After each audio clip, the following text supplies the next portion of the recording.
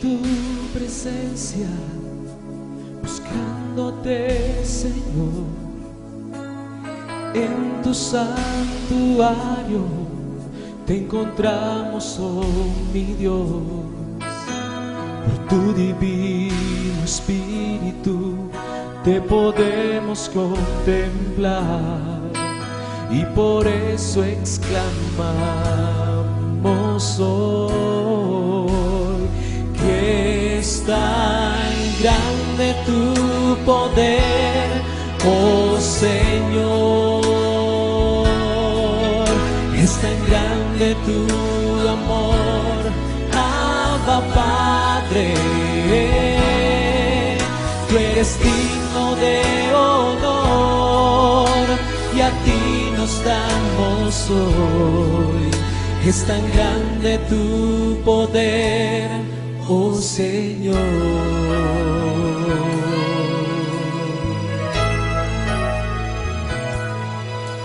Al venir a tu presencia, buscándote, Señor, en tu santuario te encontramos, oh mi Dios. Por tu divino Espíritu te podemos contemplar, y por eso exclamamos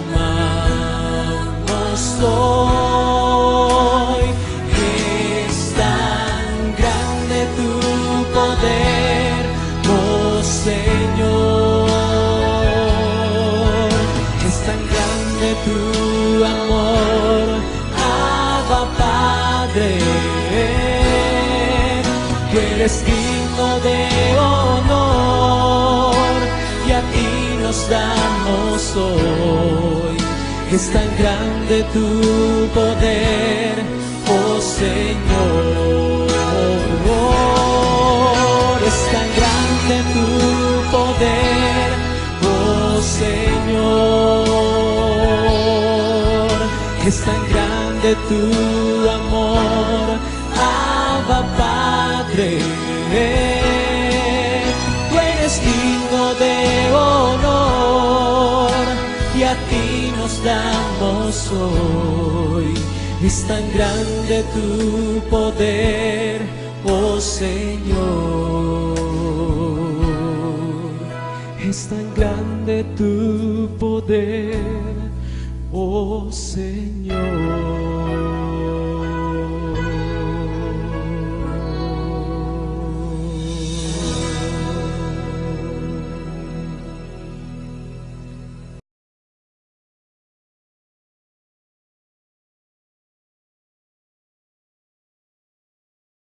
Queridos amigos, es un privilegio nuevamente estar con ustedes en este nuestro cuarto tema de la serie Cristo en el Santuario. Y nuestro tema en esta oportunidad lleva por título ¿Dónde están tus pecados hoy? En el contexto del santuario,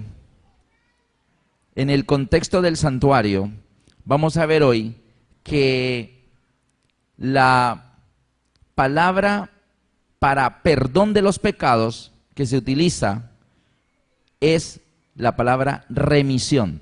¿La palabra qué? Remisión.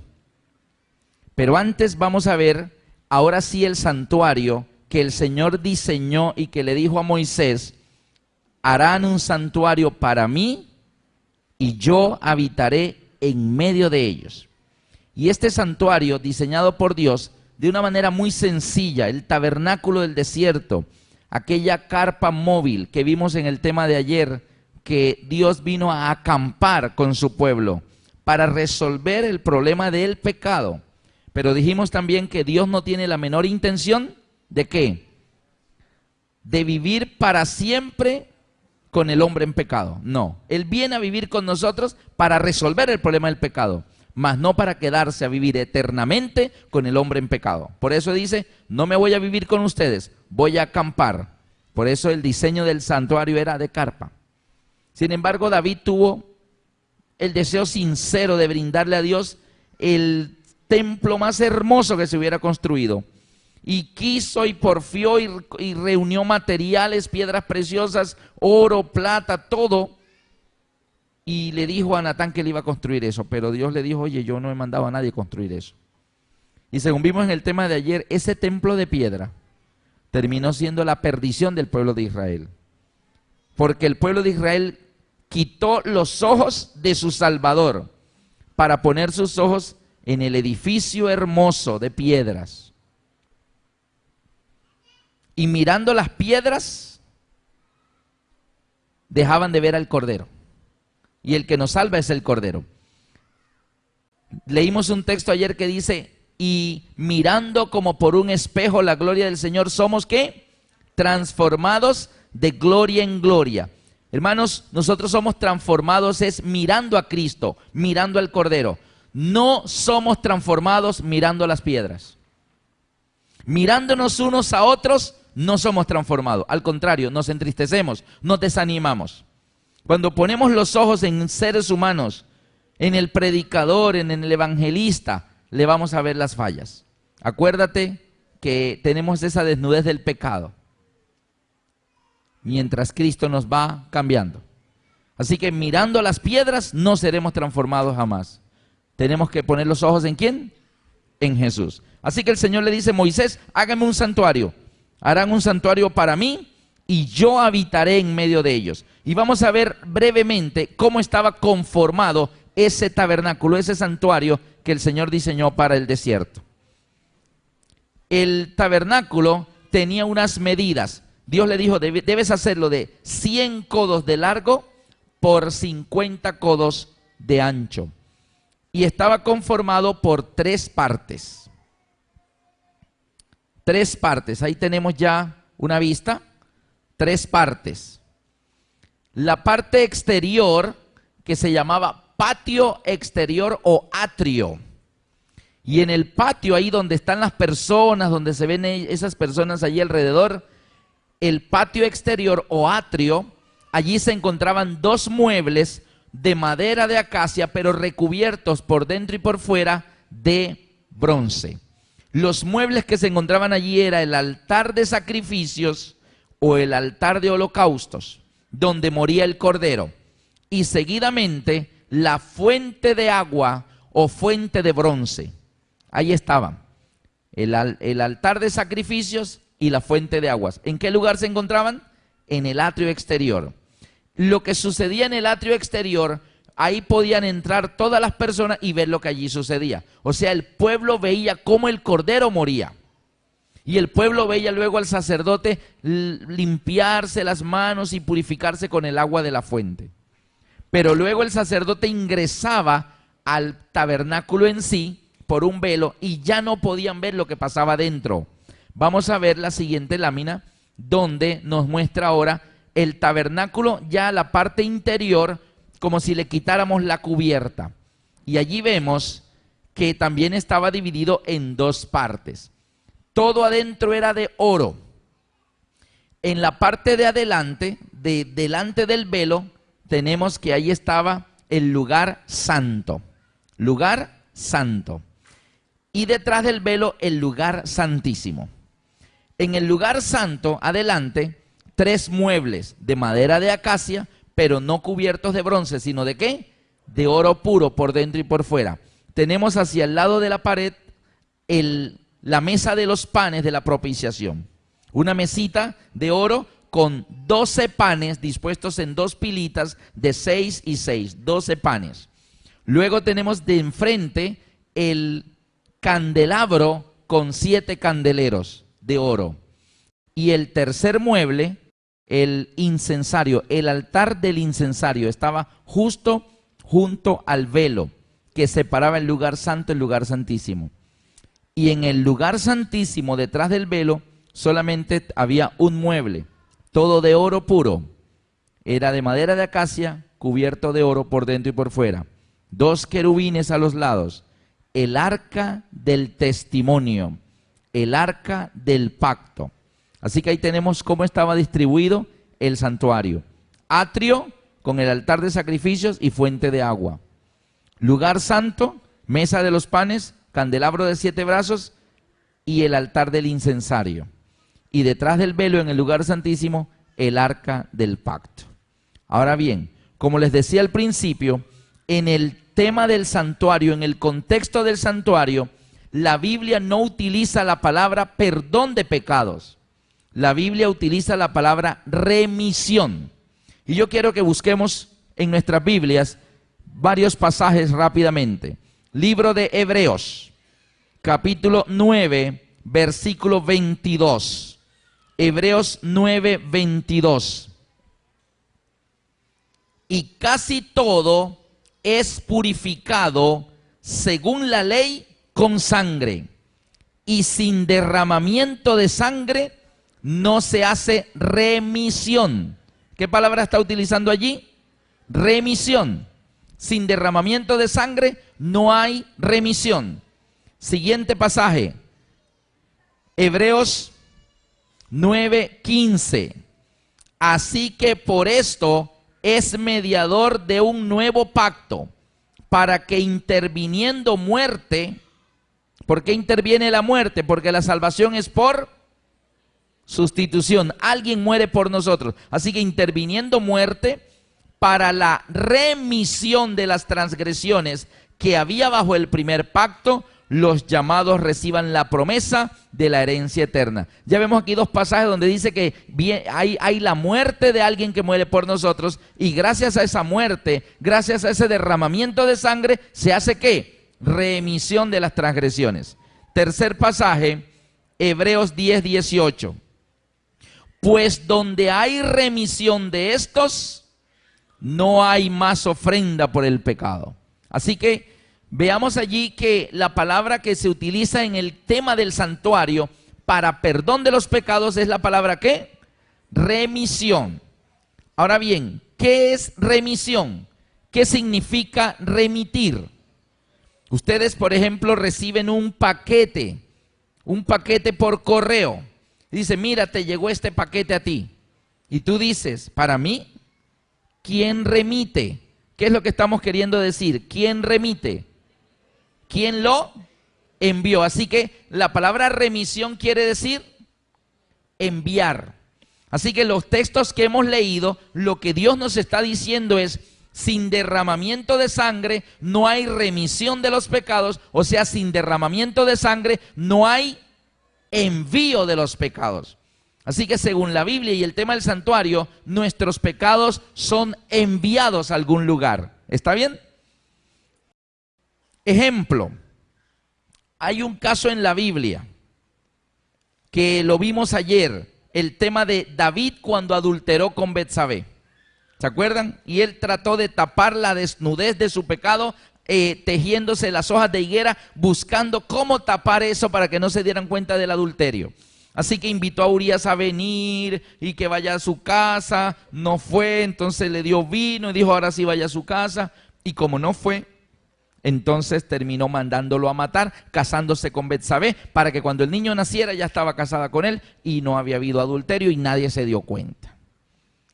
Pero las delantales de higuera no tapan la desnudez. Así que el profeta Natán vino un día, y yo quiero que retomemos la historia en el libro de Segunda de Samuel. Segunda de Samuel 12:13. Segunda de Samuel, capítulo 12.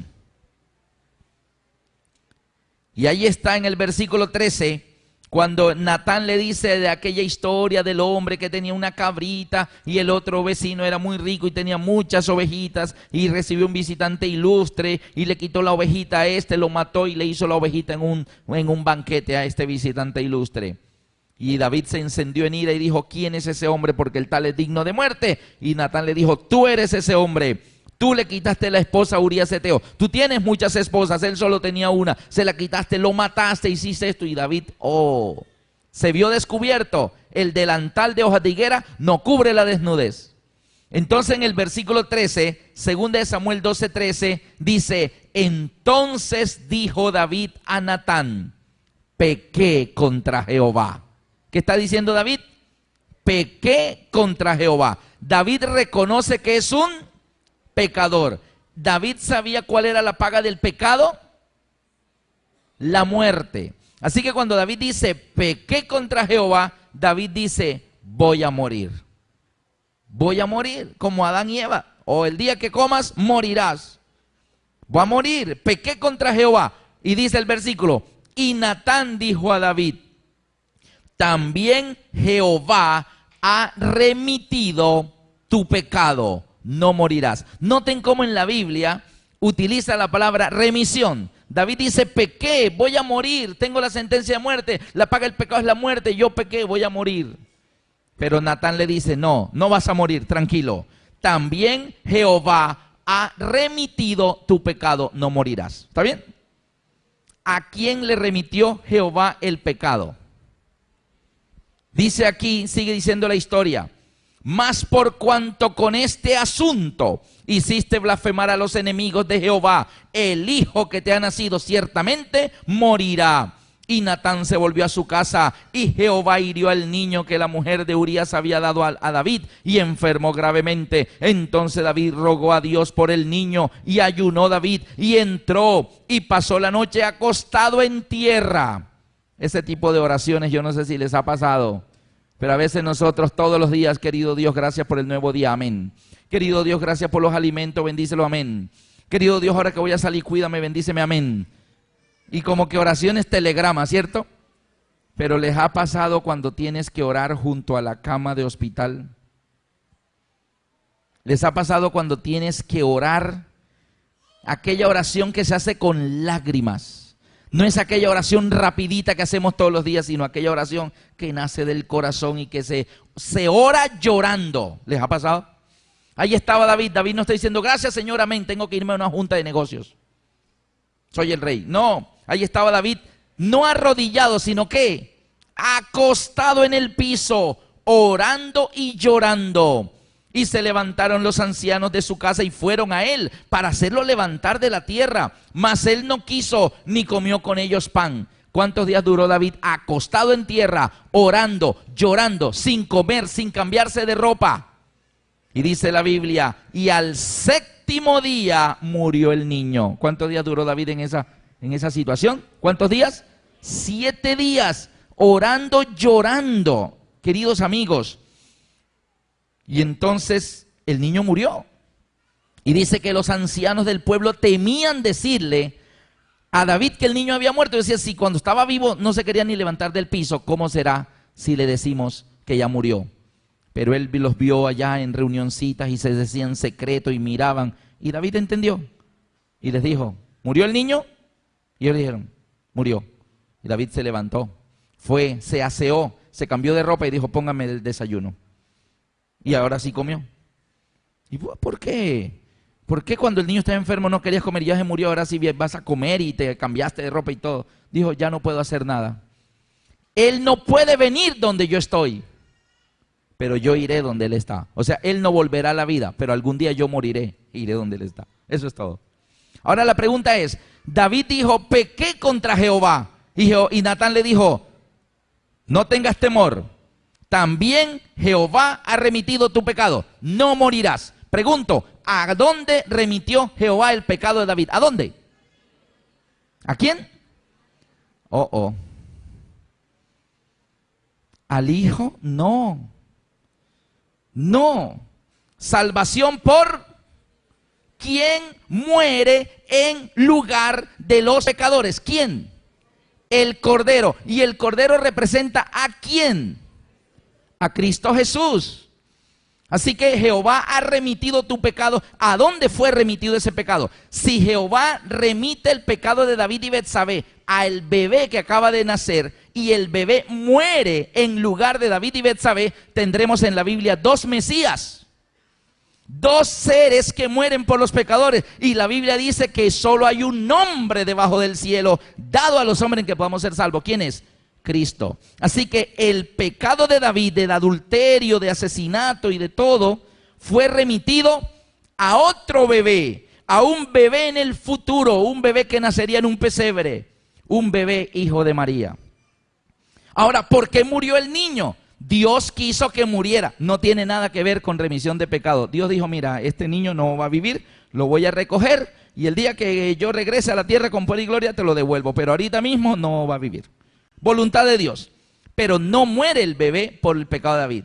Porque si fuera así, tendríamos un problema. Tendríamos otro ser en la historia de la humanidad que carga el pecado de los pecadores. Y el único que hace eso es ¿quién?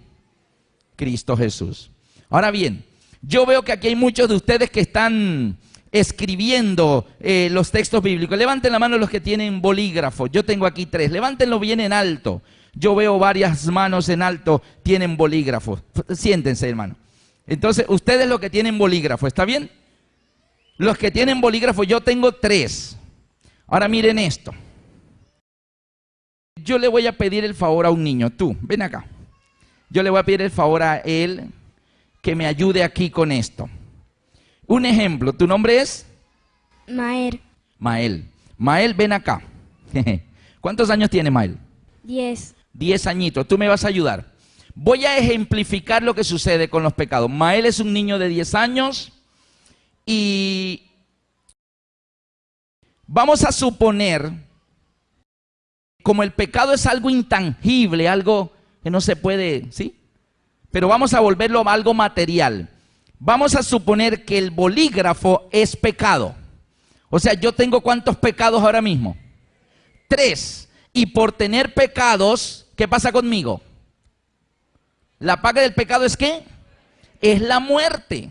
O sea que yo tengo 3 pecados y por tener 3 pecados voy a morir. ¿Está bien? Voy a morir porque la paga del pecado es la muerte, ¿cierto? ¿Me tienes aquí, por favor? Gracias. ¿Cuántos pecados tengo yo ahora? Ninguno. ¿Voy a morir yo? No. ¿Quién va a morir? ¿Quién tiene los 3 pecados ahora? Yo, ¿Y qué quiere decir eso, Mael? que voy a morir. Tú vas a morir porque tienes 3 pecados. Pero esos 3 pecados son tuyos. No, ¿De quién son? de usted. Son míos. Pero yo no los tengo, los tienes tú. Mire, todos son testigos. ¿Qué tengo yo? Nada. Yo estoy limpio. Él tiene los pecados. ¿Qué he hecho yo? Remití, envié, lo traspasé, se lo puse a otro. Un niño inocente de 10 años, él no ha hecho nada. Pero por tener los pecados míos, él muere en mi lugar. Salvación por sustitución. ¿Está bien? Así que él representaría el cordero. Así que si él es el cordero, mire lo que sucede. Permíteme, Mael. Mire lo que sucedía en el santuario. Los pecadores. Así que todos los que levantaron la mano con bolígrafo están con pecado. Igual que yo. Así que ahí todos los que tienen pecados les gustaría deshacerse de él. Aquí está Mael. ¿Quién quiere? ¿O quieren morirse ustedes mismos por sus pecados? No. Entonces, ¿qué sucedía? Suponiendo que él es el cordero, ese animalito que Dios escogió para que fuera el símbolo de su hijo que vendría en un momento de la historia a llevar nuestros pecados.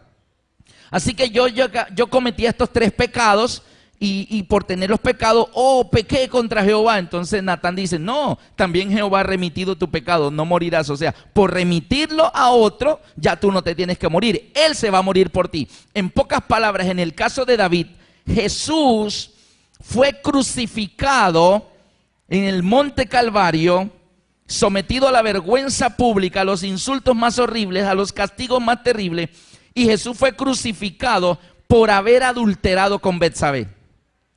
Pero pregunto, ¿Jesús adulteró con Betsabé? ¿Sí o no? No, el que adulteró con Betsabé fue David, por haber codiciado la mujer ajena. Jesús fue crucificado por codiciar la esposa de un hombre. Y Jesús fue crucificado por asesinar a Urías Eteo. Pregunto, ¿Jesús había hecho esas 3 cosas? No, Él es el Hijo de Dios. Él es puro. Él fue probado en todo sin pecado. Pero Él dijo, Alberto, yo llevo tus pecados. David, mándamelos, yo los llevo. Y aunque Él no había hecho nada, murió por los pecados de David, los de Adán, los de Abel, los de Abraham, los de Isaac, los de Jacob, los de Alberto, los tuyos y los tuyos y los de todos nosotros. Amén. Salvación por sustitución, y además los pecados son ¿qué? Remitidos. Él derrama la sangre. Sin derramamiento de sangre no hay remisión. Es decir, tiene que morir alguien para llevar la remisión de mis pecados. Si Él no muere, los pecados se me quedan aquí. ¿Está bien? Mael, gracias por tu ayuda. ¿Eso está claro? Ahora bien, ¿cómo sucedía en el santuario entonces esto? Los pecadores venían con sus bolígrafos, o sea, sus pecados, entraban al atrio y tomaban el cordero, ese animalito escogido por Dios, no frutas, no una mecedora, no unos zapatos, era cordero, la ofrenda es cordero. Y entonces ellos tomaban y ponían la mano sobre el corderito, se arrodillaban y ponían la mano sobre el corderito y decían: Dios, perdóname porque hice esto, pensé aquello, dije esto, perdóname, Señor. Y al poner la mano sobre el corderito, simbólicamente estaban transfiriendo, remitiendo sus pecados ¿a quién? Al cordero. Miremos la siguiente lámina. Eso era lo que ellos hacían. Poner la mano y decían al cordero, le remitían todo. Entonces ese cordero moría. Vamos a ver la siguiente lámina. Ahí están orando, el sacerdote le explicaba al pecador y el pecador se arrodillaba y decía: cometí esto, cometí aquello, sobre el corderito. Simbólicamente estaba ¿qué? Remitiendo. Ahora, ¿quién tiene el pecado? El cordero. Y el pecador estaba limpio, no tiene nada, no tiene que morir porque no tiene pecado. El cordero está sucio, el cordero tiene pecado, el cordero debe morir. La paga del pecado es la muerte. Entonces el cordero moría sobre el altar de sacrificio. Venía el sacerdote y después que le explicaba eso, le traía el cuchillo y le decía: tome, mátelo. Así que ¿quiénes mataban al cordero? Entre el sacerdote y el pueblo.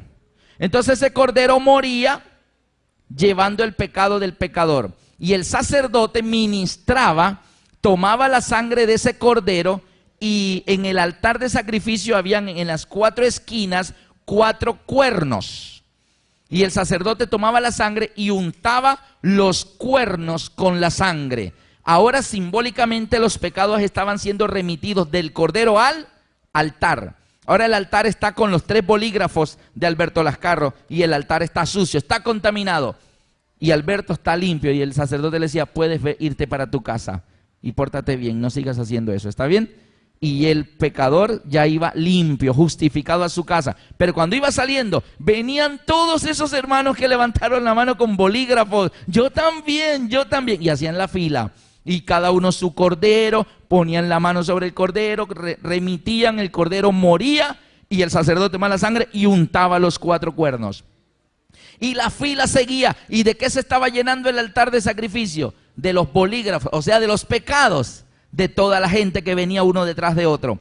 Y eso como a la hora tercera de la mañana. Hora tercera es 3 horas después de haber salido el sol, o sea, las 9 de la mañana. Como a las 9 de la mañana, a la hora tercera, el sacerdote le decía a la fila de hermanos que traían bolígrafos para dejarlo en el santuario y ellos irse limpios para su casa sin pecado, le decía: alto ahí, son las 9 de la mañana, esperen un momentico, no me demoro. Entonces el sacerdote tomaba una ofrenda, un cordero del santuario, lo sacrificaba sobre el altar y decía: oh Jehová, recibe la sangre de este cordero para limpiar todos los pecados que se han acumulado desde que salió el sol hasta esta hora. ¿Qué cantidad de pecados se han acumulado aquí? Entonces ese cordero moría sobre el altar, el sacerdote tomaba la sangre de ese cordero y simbólicamente, porque todo lo del santuario eran símbolos de algo que sucedería en el futuro cuando el Hijo de Dios viniera a ejecutar el plan de salvación. El sacerdote tomaba la sangre y simbólicamente estaba sacando los pecados que se habían acumulado en el altar de sacrificio en los 4 cuernos hasta esa hora. Y ahora el altar estaba ¿cómo? ¿Cómo estaba? Ahora estaba limpio, porque él se estaba llevando los pecados. Pasaba por la fuente de agua, se limpiaba, se purificaba e ingresaba detrás del velo. Ahí ya no lo veían más las personas. Ingresaba al lugar santo. Iba hasta la cortina, el velo que separaba el lugar santo, el lugar santísimo, y él llevaba esa sangre y asperjaba y manchaba esa cortina. Simbólicamente la sangre estaba poniendo en el velo los pecados de toda la gente que había traído, que lo había remitido al cordero, del cordero al altar, y ahora del altar estaba ¿dónde? En el velo. ¿Se dan cuenta el recorrido que hacen los pecados? Por eso la Biblia utiliza la palabra remisión, son enviados. salía y decía, bueno, Señor, el altar está limpio, ¿quién sigue? Y venían más hermanos con más bolígrafo, más cordero, remitían sus pecados al cordero, confesándolo, el cordero moría y otra vez el sacerdote ensuciaba los cuernos y otra vez se llenaba el altar de sacrificios. ¿De qué? De más pecados. Y así sucedía desde las 9 de la mañana hasta las 3 de la tarde, la hora novena, 9 horas después de haber salido el sol, la hora novena. Y a la hora novena, cuando la fila todavía estaba larguita, el sacerdote decía, alto, alto, alto ahí. Un momentico, no me demoro. Tomaba otro cordero, oh Jehová, limpia este altar de sacrificio. Lo mataba, tomaba la sangre, simbólicamente está sacando los pecados que se acumularon en el altar de sacrificio hasta esa hora, desde la última vez que lo limpió, que lo purificó, ingresaba, se lavaba en la fuente de agua, pasaba por el velo y llegaba al lugar santo hasta el velo y otra vez y dejaba la cortina salpicada y sucia. Y regresa y dice, bueno, ¿quién sigue? Y lo mismo. Y al día siguiente a las 9 de la mañana lo mismo. Y a las 3 de la tarde lo mismo. Como a los 15 días, ¿cómo estaba esa cortina? Sucia. ¿De qué? De sangre. ¿Y qué más? ¿Y qué estaba llevando la sangre al velo? Ahora mire una cosa. Esta sangre cumplía dos funciones. Dos funciones. Era derramada para quitarle los pecados a los pecadores, que no tuvieran que morir ellos, sino que moría él. ¿Quién estaba detrás de ese velo? ¿Quién? ¿Qué era lo que había detrás del velo del lugar santo? El lugar santísimo. ¿Y qué había allá? El arca del pacto, el arca del testimonio, y en medio de los querubines, la gloria de Dios, la Shekinah, y ahí estaba la presencia de Dios. Ahora bien, la presencia de Dios allá detrás, la sangre está poniendo en el velo los pecados. ¿Qué hacía la sangre? Dos cosas. Uno, es la sangre del Cordero, es la sangre del Hijo de Dios. Y como es la sangre del Hijo de Dios, está deteniendo la ira de Dios para que no destruya esa cantidad de pecadores llenos de bolígrafos. Dios está del otro lado en medio de los querubines y dice, los voy a destruir, son pecadores. Oh no, pero ahí está la sangre de mi Hijo diciendo, Padre, no, yo morí por ellos, Padre, yo sufrí por ellos, detente, Padre. Pero también la sangre cumplía la función de quitarle los pecados a los pecadores, eran remitidos y eran puestos ahí. Mire, como a los 8 meses, esa cortina, ¿de qué color estaba? No, la sangre es roja recién derramada. Pero cuando se seca se pone negra. Y el olor, mi esposa es bacterióloga. Y yo recuerdo en su laboratorio cuando por ahí a las 9 de la mañana yo la llevaba y yo miraba los tubitos que ya la enfermera había tenido ahí de las muestras de sangre y un rojo espectacular. Oye, la sangre, qué bonito color. Pero cuando yo regresaba por ella a la 1:30 de la tarde, estaba lavando con los tubitos y eran unos grumos negros que salí, tenía que meter allí algo para sacar esos grumos negros. Y uy, ¿eso qué es? No la sangre, la de esta mañana, uy, pero ¿por qué se puso así? No, es que cuando se coagula se pone así, negra. Ahora miren esto, y el olor, ¿no? Ahora, esa sangre acumulada en la cortina, ¿qué es lo que no dejaba ver el arca? La cortina. Lo que no deja ver la presencia de Dios en medio de los querubines, la cortina. Y la cortina está llena de los pecados del pueblo que han venido todos los días a traer sus pecados. ¿Sí se dan cuenta? O sea que la cortina se convertía literalmente en una barrera que impedía Dios con su pueblo estar juntos. Por eso aquel versículo de la palabra de Dios dice, porque vuestros pecados han hecho separación entre mí y vosotros. ¿Qué es lo que impide que la gente podía ver el arca? La cortina. ¿Y de qué estaba llena la cortina? De los pecados de toda la gente. Esa barrera está separándonos a Dios de sus hijos. Amén. Así que durante todo el año sucedía eso. Los pecados son ¿qué? Remitidos al cordero, el cordero al altar, a los cuernos, de los cuernos al otro cordero y de ahí al velo. Ahora bien, al final del año, los pecados de todo el pueblo estaban en el interior del velo, allá entre el lugar santo y el lugar santísimo. Allá estaban los pecados. La pregunta es, ¿cómo estaban los israelitas entonces? Limpios. Limpios. Ninguno tenía pecado porque todos los bolígrafos los habían ¿qué? Traído y los habían metido allá al santuario. Y ellos estaban limpios. Ahora, ¿cómo estaba el santuario? Sucio, lleno de la acumulación de todos los pecados de todo el pueblo de todo el año. Y como el santuario estaba sucio, por eso dice Daniel 8:14 que tenía que venir un día en que el santuario tenía que ser purificado. ¿Por qué? Porque los pecados de toda la gente habían sido puestos allá. Miren que los pecados no se desaparecen así. Son quitados de nosotros, pero fueron llevados por Cristo en la cruz y así sucesivamente. Entonces viene algo. Venía un día que se llamaba el día de la expiación. El último día. El día de la expiación. Ese era el día en que el sacerdote, no entraba al templo el sacerdote, sino el sumo sacerdote. Y ese día iban a sacar todos los pecados que se habían acumulado durante todo el año en el santuario. Lo iban a limpiar. Ahora bien, todo lo que esté aquí adentro lo vamos a limpiar y lo vamos a sacar. Pecado que todavía tengan ustedes allá guardado en su casa se queda sin perdonar. Así que lo que no hayan traído, por favor tráiganlo, que es el último día y era el día del juicio. La pregunta es, ¿dónde están tus pecados hoy? Hay que deshacerse de ellos. Ahora mire qué sucedía en el santuario.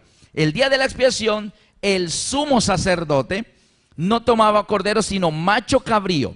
Y tomaba dos machos cabríos. Los ponían allí y dice la Biblia que echaban suerte sobre ellos y uno de ellos llevaría la suerte de Jehová y el otro llevaría la suerte de Azazel. No quiere decir de echar suerte de tin, marín, de do, pingüe,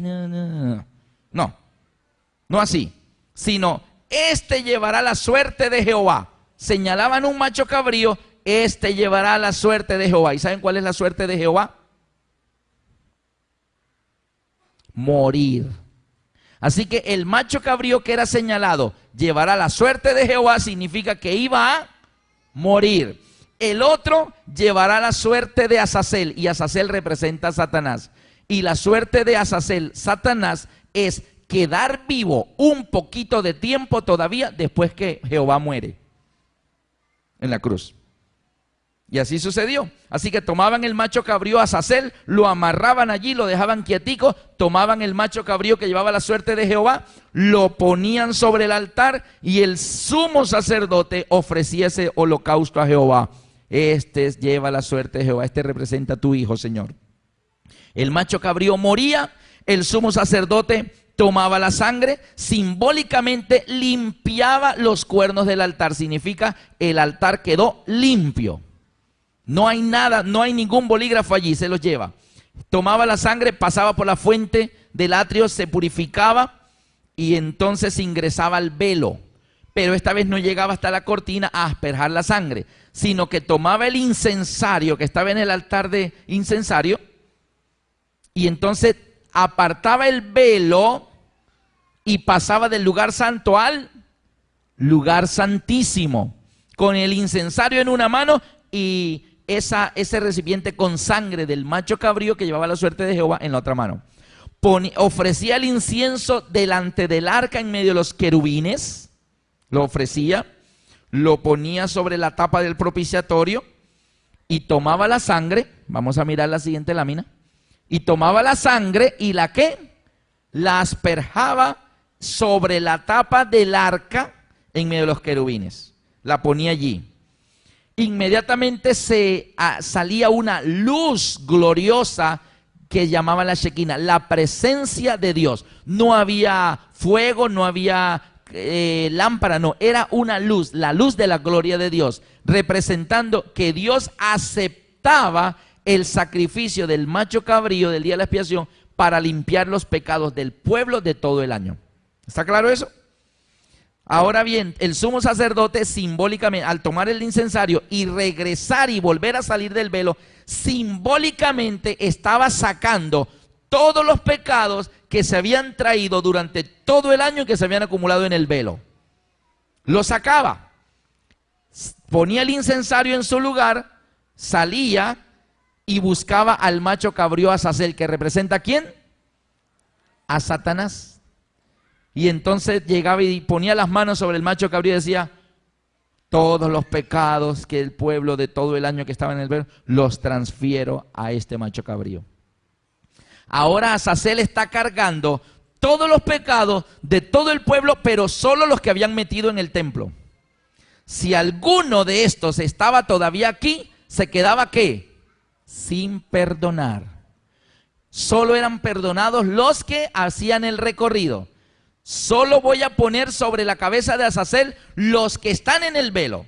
Si usted sigue jugando con el pecado y todavía tiene uno por allá guardadito que nadie sabe, ahí se le queda. El día que Cristo venga, usted verá a ver cómo se la entiende con él.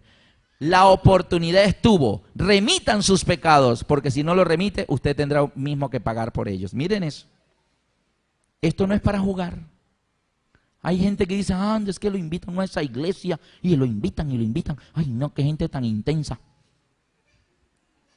Y lo que no sabes es que tu vida es la que está en juego. Tu vida.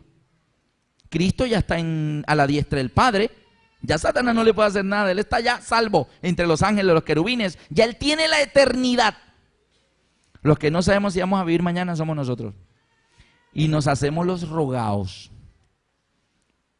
Oye, ¿vas a ir a la iglesia? No te prometo nada. Voy a ver, si tengo tiempo paso por allá. Tan rogado, ¿no? Y el cielo dando todo para que la persona sea salva. Y él dice que anda ocupadísimo. No sabe lo que está diciendo. Ahora bien, tomaban a Azazel, ese macho cabrío, lleno de todos los pecados de todo el pueblo, de todo el año que estaban en el velo, y alguien, un israelita, lo tomaba, lo sacaba del santuario y lo llevaba fuera del campamento al desierto, camino de 3 días. Y allá lo dejaba en el desierto, se regresaba y Azazel moría en el desierto, solo, de hambre y de inanición. Y se lo comían los chulos. Representando cómo morirá Satanás en la tierra después del milenio. Que la tierra queda convertida en un desierto. Satanás mira en el santuario su muerte. ¿Por qué creen que él sabe que le queda? Poco tiempo, porque está en el santuario. Está escrito cómo él va a morir. Satanás, Lucifer, fue creado en el cielo, nació en el cielo, pero morirá sobre la superficie de la tierra. Él lo sabe. Lo que pasa es que no se quiere ir solo. Salte de ahí, abandónalo, záfate de eso. ¿Está bien? Ahora noten por qué la Biblia utiliza la palabra remisión, porque los pecados hacían un ¿qué?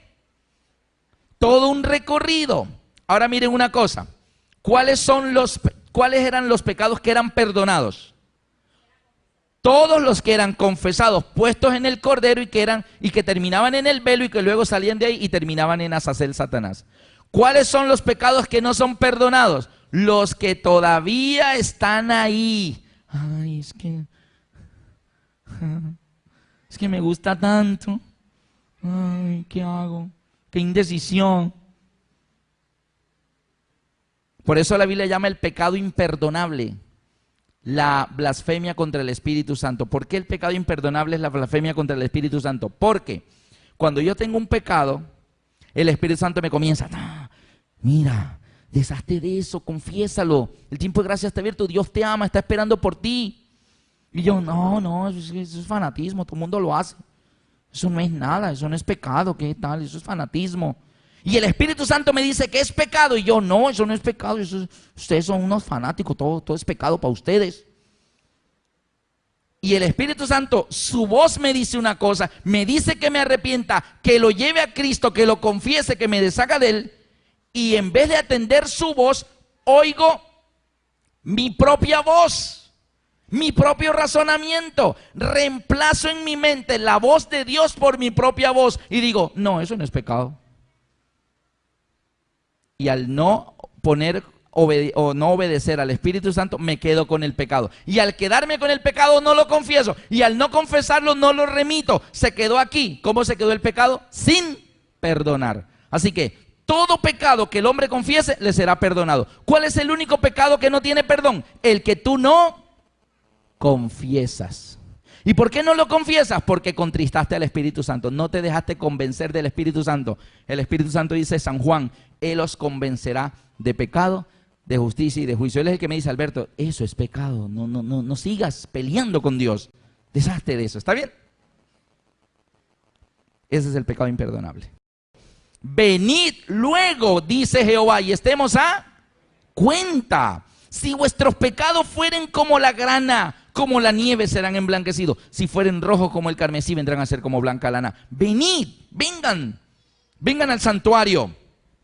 También la Biblia dice en Mateo 11:28, venid a mí todos los que estéis cargados y trabajados, y yo os haré descansar. Tráeme tu carga, yo la llevaré.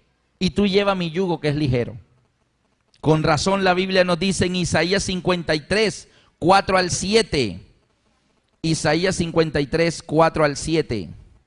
Dice, ciertamente llevó Él nuestras enfermedades y sufrió nuestros dolores, y nosotros le tuvimos por azotado, por herido de Dios y abatido. Mas Él herido fue por nuestras rebeliones, molido por nuestros pecados. El castigo de nuestra paz fue sobre Él, y por su llaga fuimos nosotros curados. Todos nosotros nos descarriamos como ovejas, cada cual se apartó por su camino. Mas Jehová cargó en Él el pecado de todos nosotros. El Cordero era el que fue designado por Dios para que en Él le trajéramos todos nuestros pecados. Y en el mismo libro de Isaías, en el capítulo 38, versículo 17, hay una declaración hermosa. Isaías 38, 17. He aquí amargura grande me sobrevino en la paz. Mas a ti agradó librar mi vida del hoyo de corrupción, porque echaste tras tus espaldas todos mis pecados.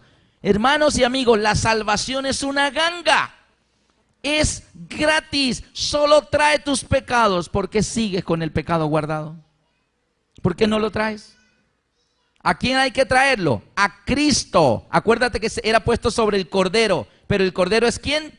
Cristo. ¿Cómo comienza este proceso de remisión?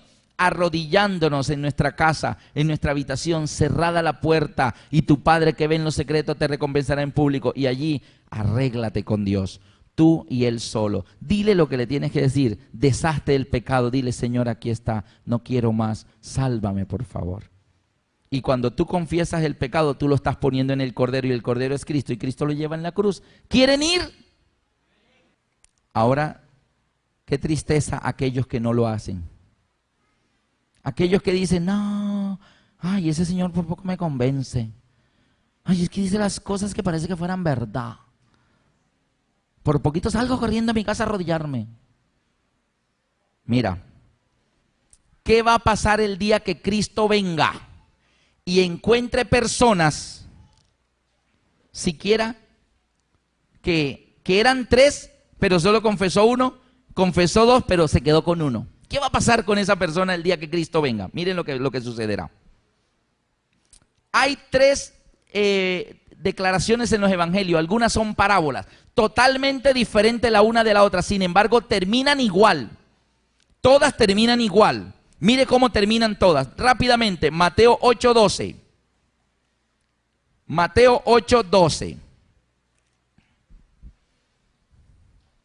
Mas los hijos del reino serán echados a las tinieblas de afuera, allí será el lloro y el crujir de dientes. Mateo 22, del 9 al 13. Es la parábola de la fiesta de bodas. Y él manda a traer invitados. Y en el 9 dice, id por las salidas de los caminos y llamad a las bodas a cuantos halléis. Y saliendo los siervos por los caminos juntaron a todos los que hallaban juntamente, malos y buenos. Y las bodas fueron llenas de convidados. Y entra el rey para ver a los convidados y vio allí a un hombre que no estaba vestido de boda. Y le dijo, amigo, ¿cómo entraste aquí sin estar vestido de boda? Mas él enmudeció.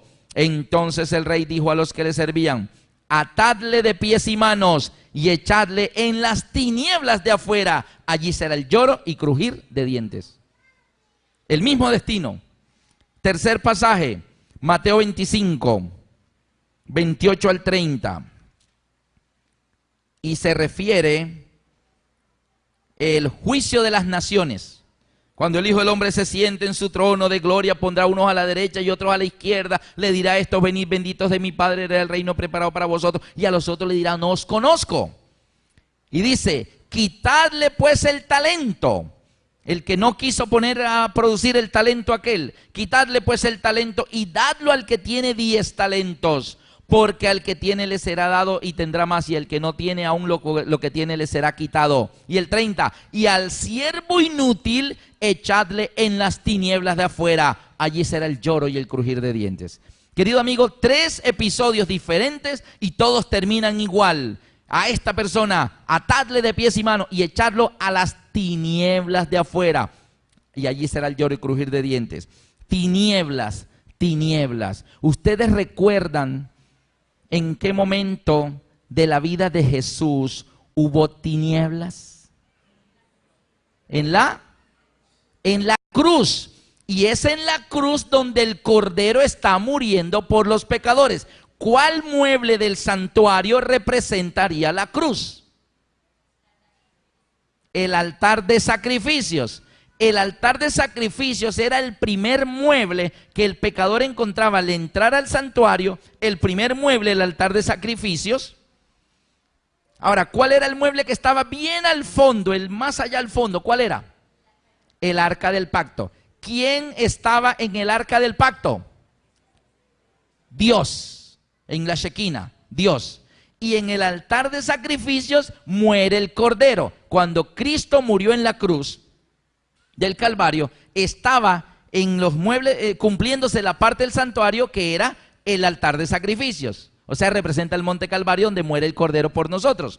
Y Cristo estaba esa tarde de viernes en el lugar más alejado de su Padre. Porque el altar de sacrificio es el mueble que está más lejos del arca donde está el Padre con los querubines. Por eso Cristo dijo: Dios mío, ¿por qué me has desamparado? Qué lejos se sentía del Padre. Ahora bien, Cristo estaba allí en el monte Calvario, y en Mateo 27, 45 y 46 dice: y desde la hora sexta hubo tinieblas sobre la tierra hasta la hora novena. Y cerca de la hora novena Jesús clamó a gran voz diciendo: Elí, Elí, lama sabactani. Esto es: Dios mío, ¿por qué me has desamparado? Ahora miren qué significa esto. Cristo, el Cordero, te dice a ti: venid a mí, todos los que estéis trabajados y cargados, yo os haré descansar. Venid luego y estemos a cuenta. Si vuestros pecados fueren como la grana, como la nieve serán emblanquecidos. Tráiganme sus bolígrafos todos. Yo los voy a llevar a las tinieblas. Tráiganmelos. Y vamos todos: Señor, toma el mío, Señor, toma el mío. Y Jesús tomó todos nuestros pecados y los echó por sobre sus espaldas. Y murió por nosotros. Y Cristo fue a las tinieblas de la muerte y allá los dejó. Y al tercer día resucitó y vino sin ellos. Amén. Pero el día que Cristo venga y encuentre una persona con uno todavía por aquí, le dice: mira, yo te pedí, lo hice, te lo expliqué, te esperé, el tiempo de gracia lo extendí lo más que pude para que me trajeras tus bolígrafos, para yo llevarlos a las tinieblas de la muerte eterna, dejarlos allá y venir para vivir contigo la eternidad. Pero no me lo quisiste traer. Llévalo tú mismo. Y son estas personas que al final dice: atadle de pies y manos y echarle a las tinieblas allá. Allá será el lloro y crujir de dientes. La pregunta es: si a una persona pecadora que no quiso traer sus pecados a Cristo para que Cristo los llevara a las tinieblas de la muerte, y Cristo viene y lo encuentra todavía con ese pecado ahí guardadito, acariciado, porque no quería soltarlo, y Cristo le dice: yo lo quería llevar por ti, pero no quisiste, llévalo tú mismo. ¿Será que una persona que se ha echado a esas tinieblas volverá? No. Y perdió la oportunidad de oro. ¿Por qué creen que dice que ahí será el lloro y crujir de dientes? Lo tuve tan cerca, pero ¿por qué fui tan terco? Duro de cabeza. Pero ya se quedó, el tiempo de gracia se acabó. Queridos amigos, esto no es para jugar, es tu vida, es tu salvación, es tu vida eterna. Cristo ha hecho todo por ti, amén. Entonces no hay motivo para tener todavía pecado. La pregunta esta noche es: ¿Ya remitiste tus pecados o todavía los tienes por ahí guardaditos? ¿Dónde están tus pecados hoy? Yo quiero contarles brevemente dos experiencias. Me sucedió en la universidad. Estábamos en 8º semestre y teníamos que dar pues 8 materias y los trabajos eran duros. Y nos tocaba entregar un trabajo de diseño el lunes, uno de urbanismo el martes, uno de construcción el miércoles. Así era trasnochar y llegar a la casa con los compañeros en grupo y trabajar, y no había tiempo ni para dormir. Y había una materia de las 8 que era la más facilita, se llamaba metodología. Y todos dijeron, esa es de relleno. Y dijimos, no, eso no hagamos el trabajo de metodología. Eso lo habilitamos. Eso no vamos a hacer de urbanismo, que es importante, el de diseño, y ese lo habilitamos. Así que ninguno entregó el trabajo de metodología, porque era de relleno. Y listo, y entregamos todos los trabajos.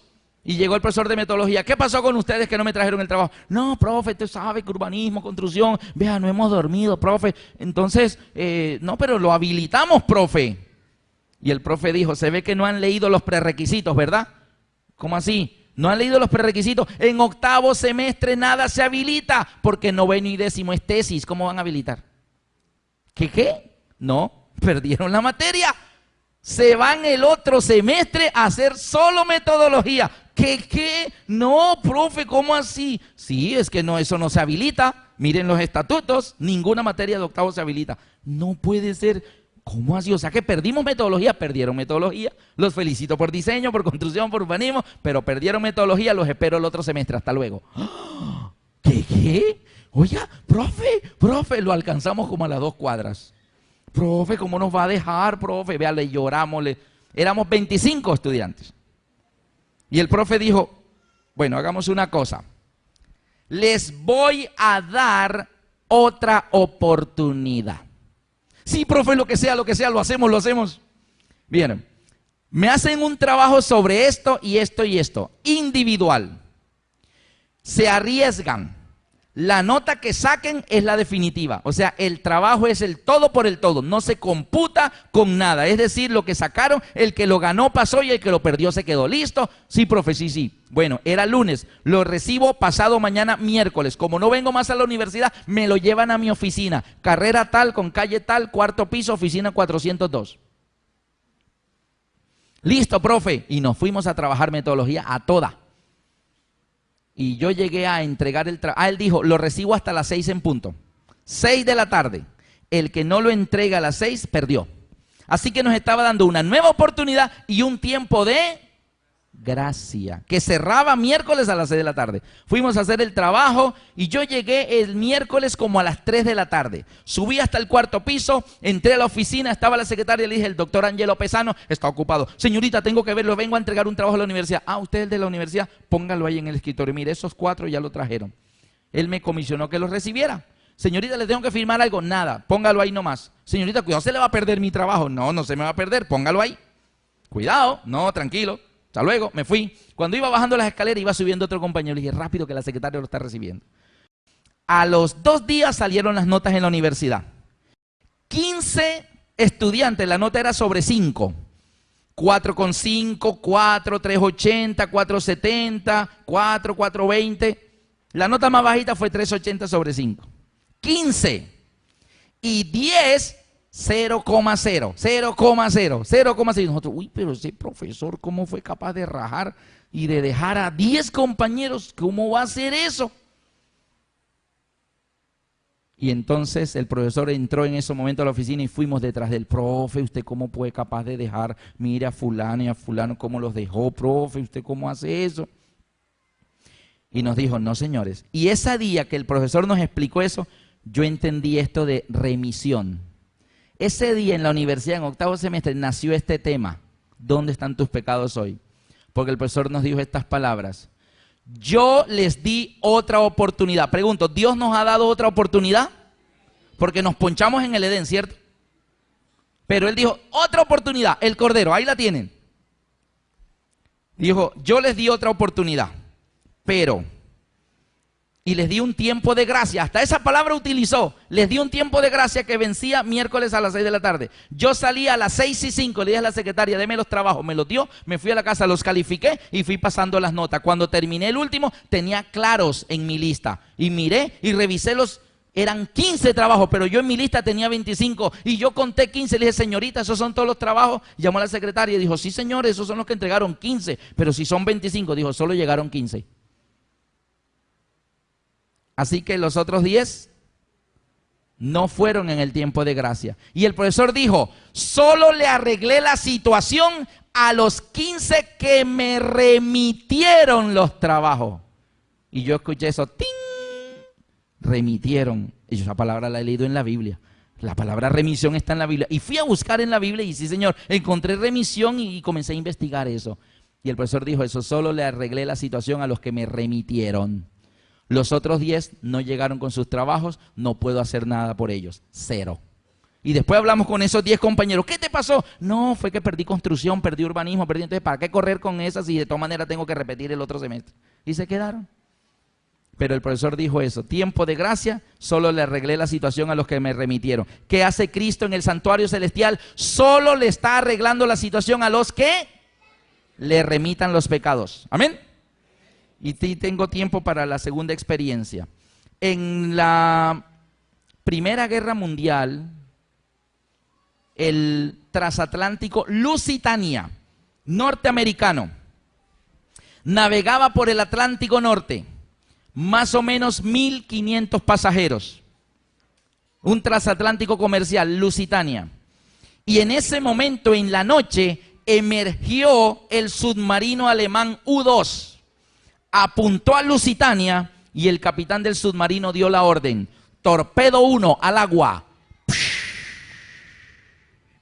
Y se sintió una gran explosión en uno de los costados de Lusitania. ¡Pum!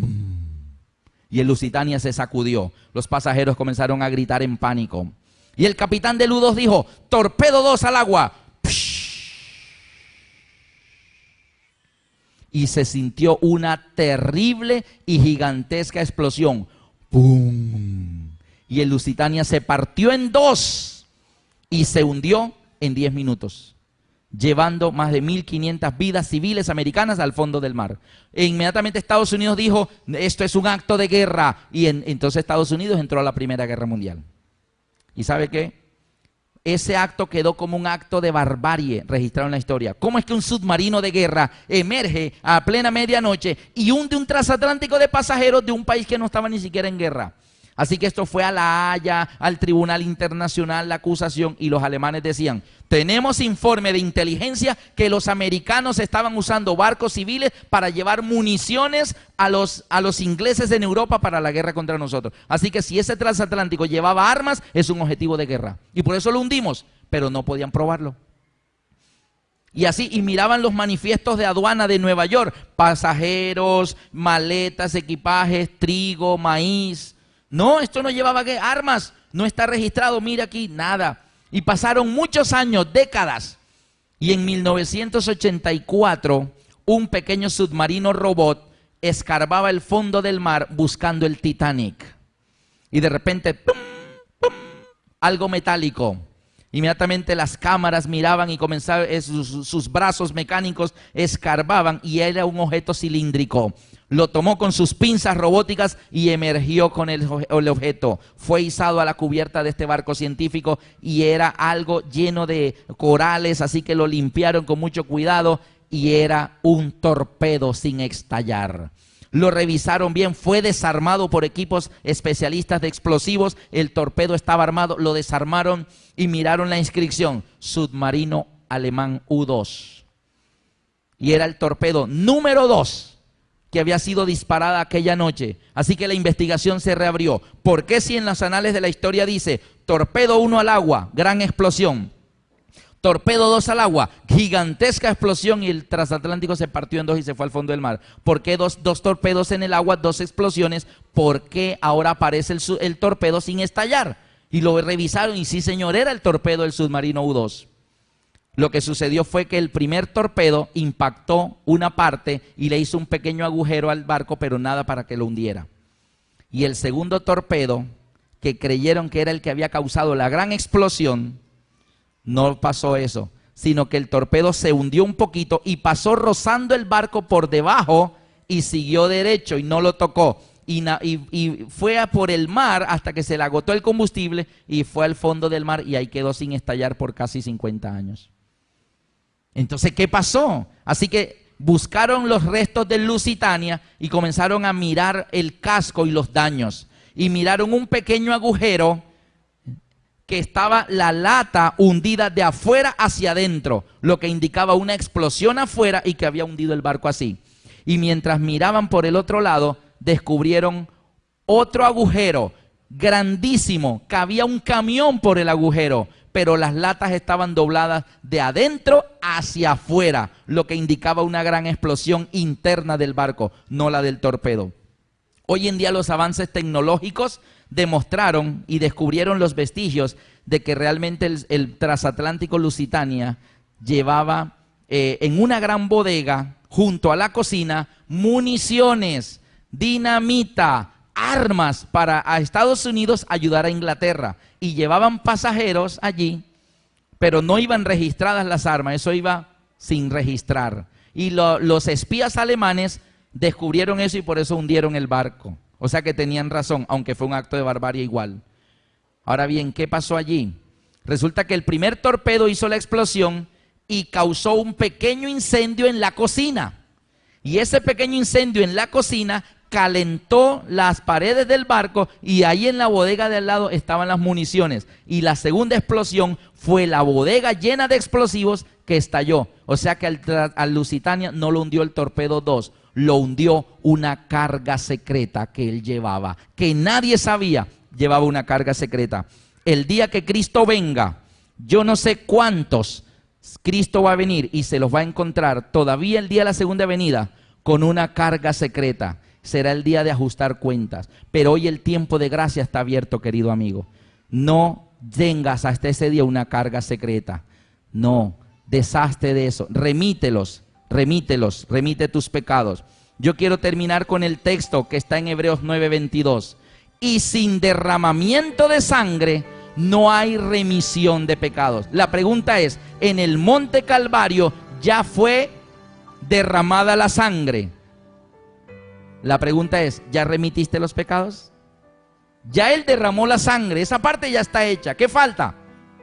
Remitir tus pecados. Yo quisiera preguntar en esta oportunidad, ¿cuántos de los que nos están mirando en este momento quisieran, levantando su mano en alto, decirle, Señor, de esta noche no pasa?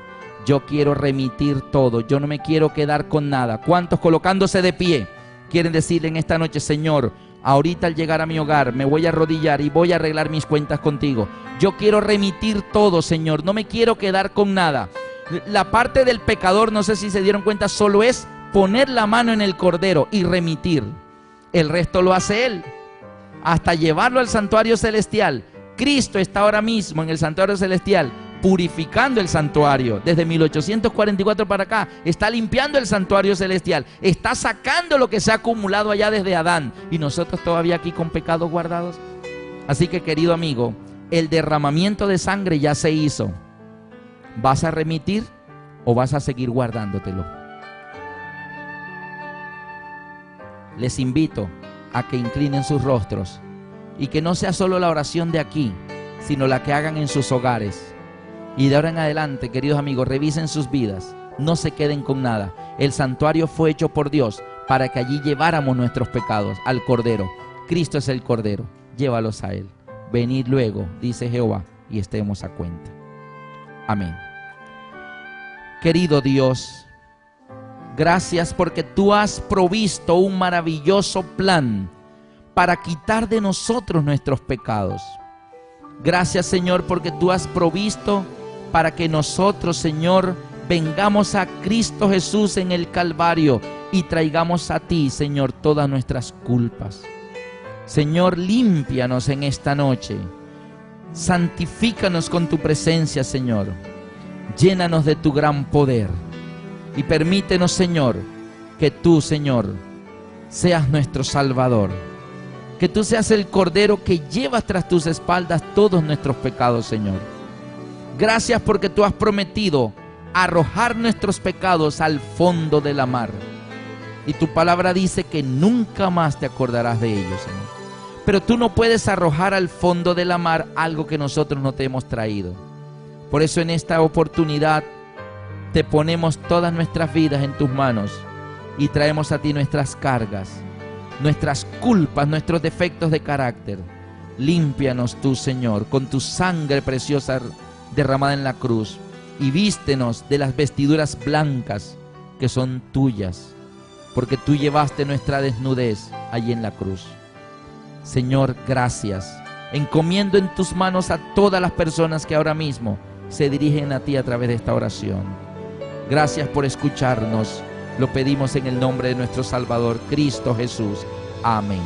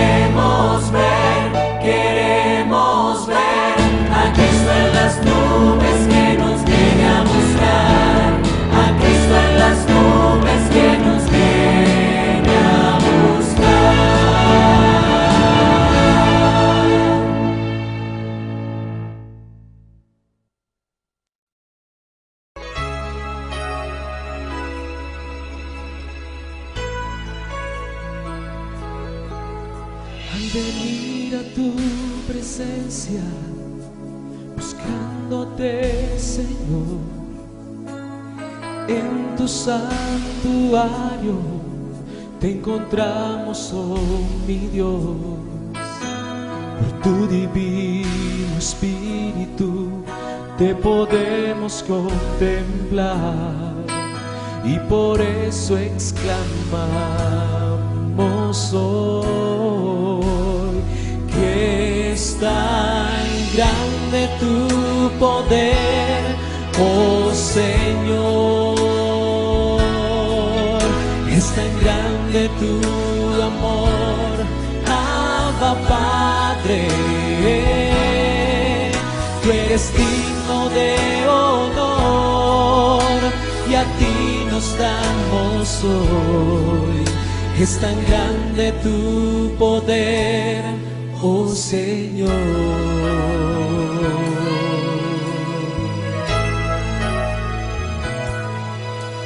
Al venir a tu presencia, buscándote, Señor, en tu santuario te encontramos, oh mi Dios. Por tu divino Espíritu te podemos contemplar, y por eso exclamamos hoy: es tan grande tu poder, oh Señor. Es tan grande tu amor, Abba Padre. Tú eres digno de honor, y a ti nos damos hoy. Es tan grande tu poder, oh Señor. Es tan grande tu poder, oh Señor. Es tan grande tu amor, Abba Padre. Tú eres digno de honor, y a ti nos damos hoy.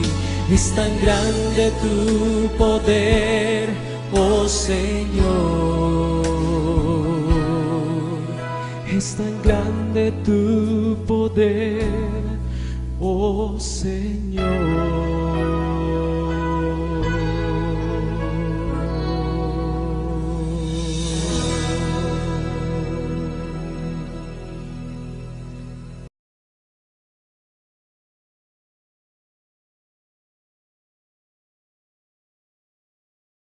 Queridos amigos, es un privilegio nuevamente estar con ustedes en este nuestro cuarto tema de la serie Cristo en el Santuario. Y nuestro tema en esta oportunidad lleva por título: ¿dónde están tus pecados hoy?